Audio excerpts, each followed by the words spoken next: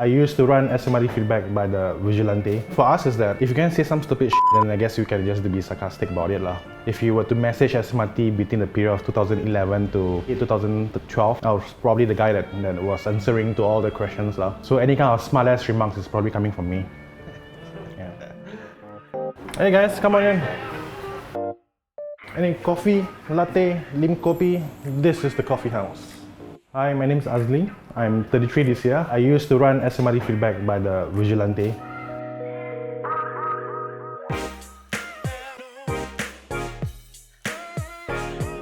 The idea was that maybe we just collect feedback and bring it over to the SMRT Corporation. It started with a very honest kind of intention. So the thing about the feedback page is that people thought it was real, right? And then when commenters were submitting questions and suggestions and everything, it became a content on its own. So what we did was just to reply with a smart ass remark, screenshot it and just post it online. And that's really all there is to it in terms of our content.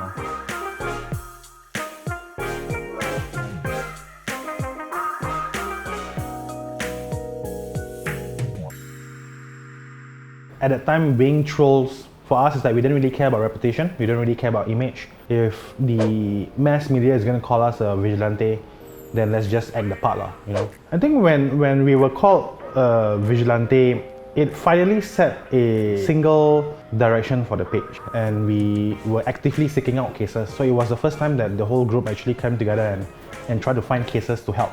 Because at the time when people were all very reserved, you know, and then you have this anonymous page that comes in and publicize all sorts of personal information, you know, the public will applaud, you know, will praise the work done. And it kind of like felt good for the moment, but at the same time, it's a very cliche thing, but with great power comes great responsibility lah. And that holds true for SMRT.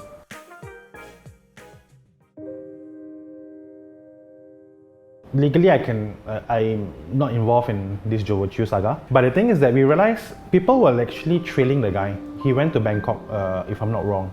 And we were receiving information about where he is and all that. So we realized that, okay, we can release all this information. Like for us, it's easy, we just be on a computer.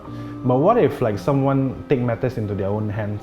What if someone out there who has been personally affected by, say, this guy and who happens to be our target, right? Then if he goes after that guy, blood gets spilled. So who gets the blame, right?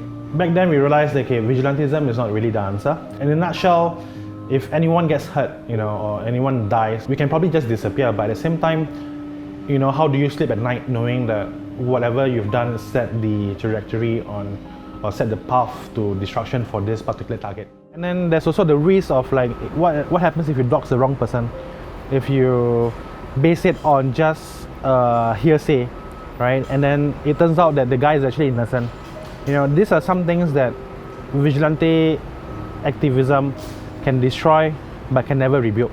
At this point in time, I mean, back then it was fun and all that, but I also have to recognize the fact that what I did was wrong. Maybe what we did as a collective wasn't actually the kind of action that we should have undertaken in the past lah.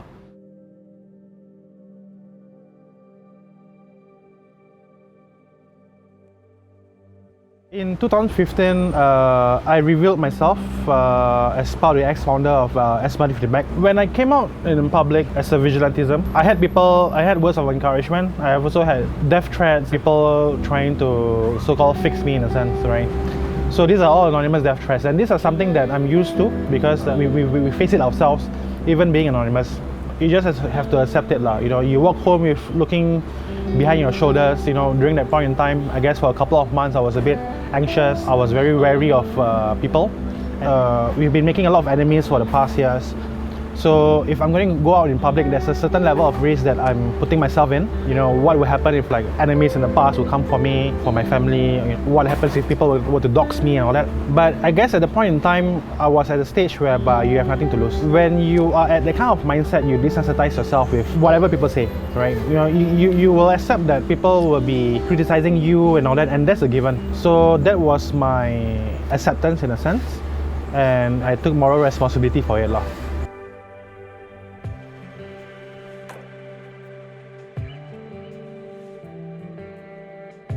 There was this point in time where I felt that enough is enough, where I had to leave the page entirely. And then it became to a point where the page became toxic, because when you go on social media, the first post that you see will actually set the tone for the rest of your day in terms of your mood. And with SMRT, every day is something negative. It's always about criticizing this guy, that guy, you know. And it became an everyday affair. To leave was just as simple. It was just to deactivate all the social media accounts and just kind of like, you know, go on social media detox. After 1 week of social media detox, I realized that SMRT kind of like f***ed up with your mental health lah. And the only medicine for you right now is kind of like to get away from it. So when the page became toxic, that was when I realized that I had to leave SMRT back for good lah, you know.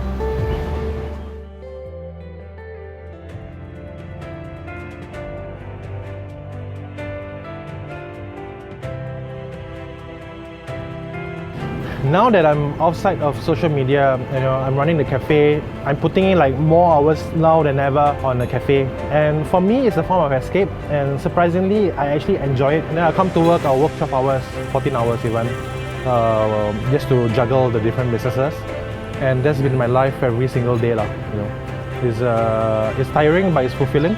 So I guess it's a different kind of environment as well. I feel that, you know, right now with running a cafe, dishing out coffee and waffles is so much better than dishing out vigilante justice. I think moving forward, for me right now, is really you do what you feel would be good for your own mental well-being lah. You know, at the end of the day, nobody's gonna give about who you are and what you experience.